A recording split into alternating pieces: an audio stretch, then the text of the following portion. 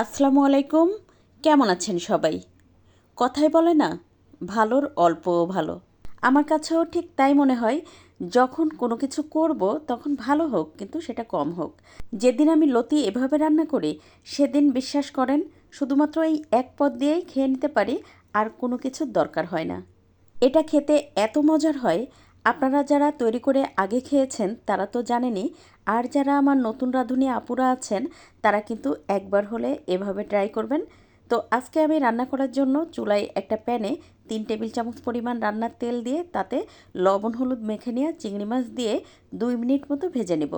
চিংড়ি মাছ খুব বেশি ভাজবো না, চিংড়ি মাছ বেশি ভাজলে শক্ত হয়ে যায়। তো 2 মিনিট ভেজে নেওয়ার পরে এখন এর মধ্যে আগে থেকে কেটে বেছে ধুয়ে রাখা লতি দিয়ে দেব। তারপর লতির সাথে চিংড়ি মাছটা 2-3 মিনিট ভেজে নেব। এতে করে হয় কি, লতিটা আর কোনো প্রকার গলা চুলকানোর ভয় থাকে না।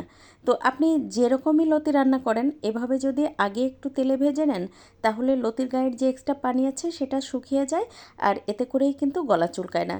তো এই পর্যায়ে দিয়ে দিলাম স্বাদমতো লবণ, 1 চা চামচ পরিমাণ হলুদ গুঁড়া, 1 চা চামচ পরিমাণ ধনে গুঁড়া, 1 চা চামচ পরিমাণ জিরা গুঁড়া, আর দিয়েছি হচ্ছে 1 চা চামচ পরিমাণ শুকনো মরিচের গুঁড়া।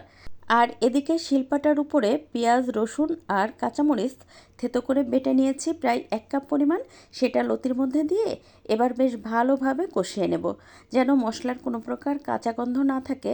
আমি সবসময় লতি রান্নার ক্ষেত্রে এই যে পেঁয়াজ রসুন আর কাঁচামরিচ একটু থেতো করে বেটে দিই, এতে করে খেতে খুবই ভালো লাগে। মানে পেঁয়াজ রসুনটা একদম গলে যায় না, মুখে পড়ে তো খেতে অনেক বেশি ভালো লাগে। তো 5-6 মিনিট বেশ ভালোভাবে কষিয়ে নেওয়ার পরে এই পর্যায়ে দিয়ে দেব 1 কাপ পরিমাণ ফ্রেশ নারকেলের দুধ, দিয়ে তারপরে একটু নেড়ে সমান করে মিশিয়ে দেব। সাথে দিয়ে দেব আরও আধা কাপ পরিমাণ পানি। নারকেলের দুধ চিংড়ি মাছ দিয়ে লতি রান্না করলে খেতে যে কী পরিমাণ টেস্ট হয়, যারা করে খেয়েছেন তারা তো জানেনই। আর যারা করে এখনও খাননি, প্লিজ একবার হলেও এভাবে তৈরি করে খেয়ে দেখেন।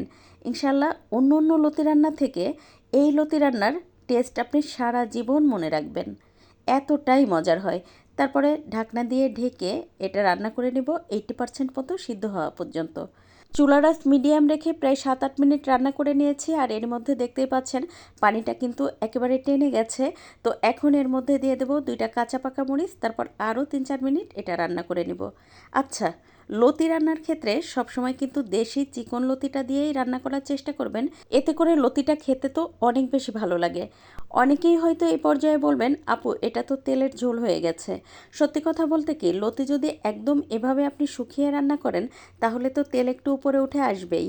আর এই ধরনের রান্নায় বিশেষ করে লতি যেগুলোতে গলা চুলকায়, সেটা যদি আপনি একটু তেল বাড়িয়ে দিয়ে রান্না করেন তাহলে খেতে যেমন ভালো লাগে, আর গলা চুলকানোর কোনো প্রকার প্রবণতা থাকেই না। আজকের ভিডিও কে কোথা থেকে দেখছেন চাইলে কিন্তু আমাকে কমেন্ট করে জানাতে পারেন। আর ভিডিও ভালো লাগলে প্লিজ একটু শেয়ার করে দিবেন, একটা লাইক দিয়ে পেজ ফলো করে পাশে থাকবেন। আজ এ পর্যন্ত, কাল আবার নতুন কোনো ভিডিও নিয়ে দেখা হবে ইনশাল্লাহ। সে পর্যন্ত সবাই ভালো থাকবেন, সুস্থ থাকবেন। আল্লাহ হাফেজ।